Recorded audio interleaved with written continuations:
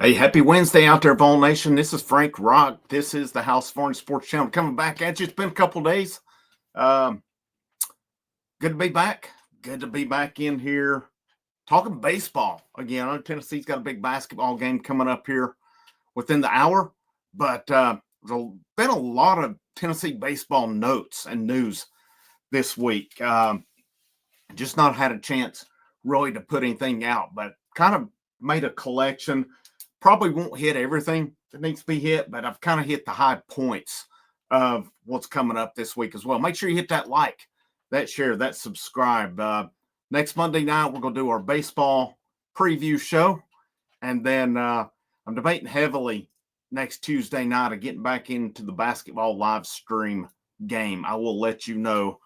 Definitely want to get back into that as the postseason starts to come upon us. Just need to take a little break from it for a little bit, but we're about ready to get back in, or I'm about ready to get back into that as we move forward. But here's what I'm looking at for Tennessee baseball this week. So I'm going to look at some rankings that have come out. SEC predictions have come out. All SEC team announced. A pretty cool one involving MLB The Show. You may or may not have seen that at this point. And we'll talk about some of the guys I've seen standing out, and then you've got the upcoming pizza series, which I'll talk more about that in a minute. But Tennessee, a couple polls come out this week. USA Today and the Baseball Writers come out, and they have Tennessee second. And the consensus right now is Texas A&M's number one. And I was talking to somebody the other night on that, and A&M's good, man. They've got some talent. They've got some big-time talent coming back. But I'll bet you this, though. I bet you that A&M does not have the pitching depth that Tennessee does. I know Prager is back. He turned down third-round money from the Angels and came back to Texas A&M, which was really a surprise. They've got an ace. They've got the hitting. How deep is their pitching staff, though? I mean, you think of some of the guys they had last year, of course. I can't remember the closer, the lefty, but Cortez was the guy that impressed me the most for Texas A&M, especially in that game 2 where Tennessee could do nothing with him. He was drafted, so he's gone at this point. I mean, I would imagine with this program, it's a heck of a program. They've got pitching depth there for sure. So that'll be interesting because Texas A&M does come to Knoxville this year. They come to Knoxville. It is the weekend of April 4th through 6th. And I'm hoping to be there for that one. That's going to be a big-time series. That's going to be a lot of fun that weekend also. So Tennessee's ranked second in a couple of polls. Now the All-SEC was voted on by the coaches. Tennessee was picked to finish, you guessed it, second to Texas A&M in the conference. So we'll see where that plays out, because I think that's, again, I don't have a problem with A&M being picked one. I don't have a problem with them being picked to win the league based on who they're returning. This Tennessee team, man, their pitching depth is the deepest it's ever been since Tony Vitello has been there. And I think this offense 1-9 is going to be really good. There's been some lineups that were really good over the years that had some spots in the order. I mean, last year I felt like you got toward the end of the year, that 8-9 spot was, a little iffy. I really feel like this one, 1-9 this year, will be very, very strong with it. Tennessee picked second in all SEC, and then 6 Vols were voted to the all SEC team as well. Curley, Liam Doyle, Nate Snead all picked first team. Gavin Keelan, Andrew Fisher, Hunter Inslee were all picked second team.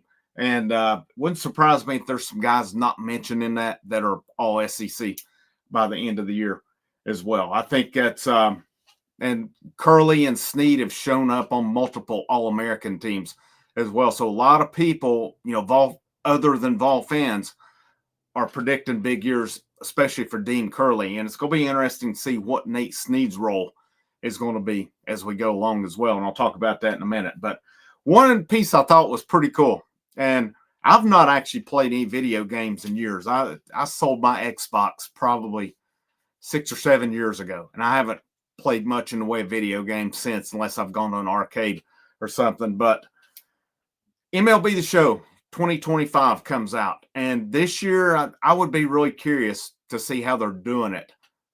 They are going to include college teams, and Tennessee is in it this year. I think that is so cool with it. They have, I don't think all, based on what I've seen, that all the college teams are in it. It seems like there's like maybe 16, and they're available for playing like Road to the Show. So that could be pretty cool. And I'm hoping that leads to, of course, EA Sports brought back NCAA football this year for the first time in a long time. It'd be really cool. There used to be a college baseball game as well. As college baseball continues to get more popular. And I think really it's a result of the streaming services that it's getting more popular. I mean, and I think that helps. I saw Brent Hubbs pose the question on VolQuest today to people why they got invested. And I saw one guy on there, and I totally agree with this. He said, the streaming services, yeah, we used to could not watch Tennessee baseball unless, if they got to the NCAA tournament, you may catch a game on here or there somewhere. But, you might catch it on ESPN3, which is the ESPN app. But now with this ESPN Plus, I mean, last night I went ahead and resubscribed to ESPN Plus. I'm ready for it for next weekend.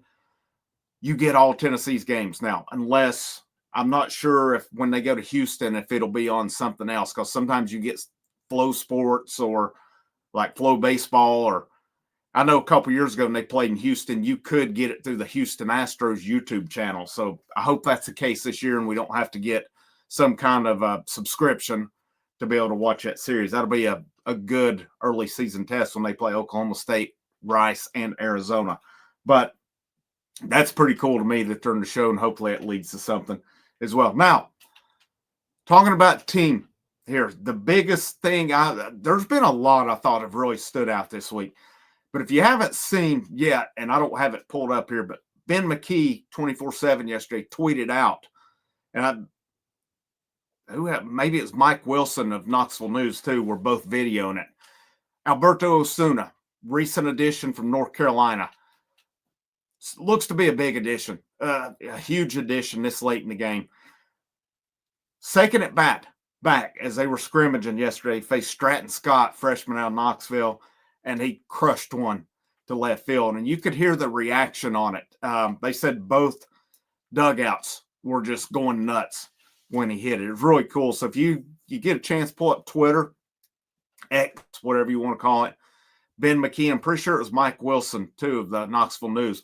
Both of them put the video out of Osuna crushing one to left field. Looked like it went to the back of the porch out there, or the stands that are out there. Pretty good sign with it. Now, I know that wasn't off of Snead, Doyle, anybody like that, but still yet, second at bat that he comes back and he's already hitting a bomb. This lineup, man, I'm curious to see where they're going to go, because they're working guys in a lot of different places. And this coming weekend is the Pizza Series. What that is kind of your conclusion. I guess here it'd be to, I would say spring camp, but it's not spring. We'll say winter camp. A lot of times they'll do it in the fall. It's like, if you remember, they had the fall series this past October. So the Pizza Series is they kind of wrap it up. They'll divide up into teams. They'll play a 3-game series. It'll be competitive. It's mimicking game situations. There'll be music. There'll be walk-ups. I'm assuming umpires. It'll be everything just like a game situation that they do that. So that's the Pizza Series. And I'll be curious to see, because I would think outside of A.J. Russell, which I'll talk about him in a minute, everybody else will be available to throw. Now, how will they go with that, especially with the season less than 2 weeks out?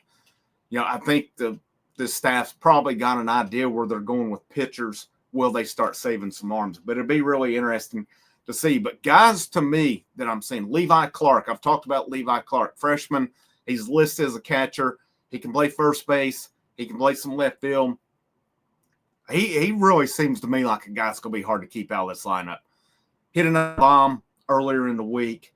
I know back in the fall, he took Nate Snead deep one time. This dude can hit. This dude's going to be really hard to keep out of the lineup. I think an Arnold or Jay Abernathy is going to be really hard to keep out of it. A lot of people are predicting him left field.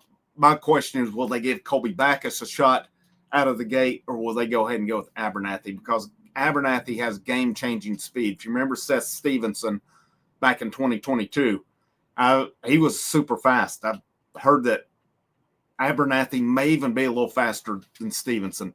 And he's basically that guy. I've seen it termed. If he gets on base, the whole stadium may know he's stealing, and the other team still can't do anything about it. He is that fast. And if he hits a gapper, he's probably getting a triple every time. I mean, he's that guy. If he gets on base, is changing the game. Tennessee not really had that a whole lot. And it's going to be interesting with that lineup because they've been working Gavin Keelan and Dean Curley, kind of interchanging them at second and short. And based on what I've been reading too, it seems like they're going to kind of swap them both, give them both some opportunity in games. Andrew Fisher's been playing third and first. So, you know, I've got questions about his defense on third. So if it becomes an issue, do they work somebody else in with it? But I definitely think out of the gate, Fisher is your third baseman with it. Who will play first? Is it Bargo? Is it Osuna? I was reading where Osuna said made a real nice play in the field yesterday as well to go along with the home run that he hit. Cannon Peebles has been just DHing right now. He has some kind of an injury. So if that, prolongs into the season, how's that going to affect things? Because Stone Lawless would be your catcher. There's going to be some tough decisions with this lineup, man. We'll talk more about it on Monday night. I already know we're going to disagree on one part. That's already coming. I know that is. But, man, there's a lot of talent on this team, a lot of talent in this lineup. And getting to the pitching, one encouraging thing to me, he said A.J. Russell threw a 70-pitch bullpen over the weekend. Now, I don't know that it was 100%, but still yet the fact he's thrown a 70-pitch bullpen, that's very encouraging. And didn't see anything where there were any issues with it. If that continues to progress, and he's supposed to see live hitters. I don't know if he'll throw this weekend or not, but it did say he's supposed to see live hitters soon. You get him getting into SEC play, that's big. That's big. You get him back. Be interesting to see how it is. And normally when you come back from those surgeries like that, you actually throw harder. So I'll be curious to see how hard he's throwing. Another encouraging thing, so the pitching has been good this week in the scrimmage settings. The big encouraging thing to me I saw was Snead had a good outing, but Marcus Phillips went 3 innings. Can't remember if it was Sunday or Monday. 3 innings, only 1 walk. And that's been his issue, was walks along the way. If he can control those walks, this dude can be a dominant relief pitcher. You get him. Tanner Franklin coming from Kennesaw State is a dude as well that has impressed so far. But it's going to be interesting to see what the rotation looks like. I really think the only set in stone is Liam Doyle. I think he's your Friday night guy. Where do they go from there? Is Tony Vitello kind of Tony Vitello won't answer a straight question in a press conference. He just won't. So part of me still thinks it's Doyle, Coons, and Snead. But he kind of tiptoed around Snead that, Snead can do a lot of things. So does Snead come out of the bullpen with it? It's going to be interesting to see how it goes in that regard. But there's a lot of options. Some of your JUCO guys as well. They're Arvidsson, I think he's a candidate for it. Could Dylan Loy be a candidate? To me, these guys like Doyle, Coons, Snead, they're all throwing high 90s. They're all pretty good strike throwers. That's my rotation that I'm going with. And then, when A.J. Russell's back and ready, if he goes back into the rotation, I adjust that then. It'll all work itself out by conference play. But next weekend, February 14th, 4:30, it shows on utsports.com. Tennessee, Hofstra, and Knoxville, and then they'll play Saturday at 4, Sunday at noon is what it's showing. All those will be on ESPN+. Again, you can watch a lot of baseball. It's pretty awesome on there as well. And we'll wrap up on that one. I'll have a post-game video tonight after the Tennessee-Missouri basketball game, which comes up at 7. But you guys have a great rest of your evening. Frank, House of Orange, last but not least, go Vols.